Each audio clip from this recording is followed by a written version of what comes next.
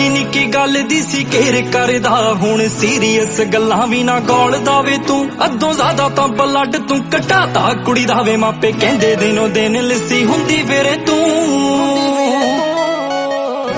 ਹਾਂ ਤੇਰੇ ਸਾਰੇ ਪੁੱਠੇ ਕੰਮ ਜੇ ਸੁਧਾਰ ਦਊਂ, ਇੱਕ ਵਾਰੀ ਮੈਨੂੰ ਘਰ ਤੇਰੇ ਆ ਲੈਣ ਦੇਵੇ ਮੇਰੀ। ਹਾਂ ਮੇਰੀ ਮਰਜ਼ੀ ਤੋਂ ਬਿਨਾਂ ਸਾਹ ਲੈ ਕੇ ਵਿਖਾਈ ਵਿਆਹ ਦੇ ਕਾਪੀਰਾਈਟ ਜੱਟੀ ਨੂੰ ਬਣਾ ਲੈ।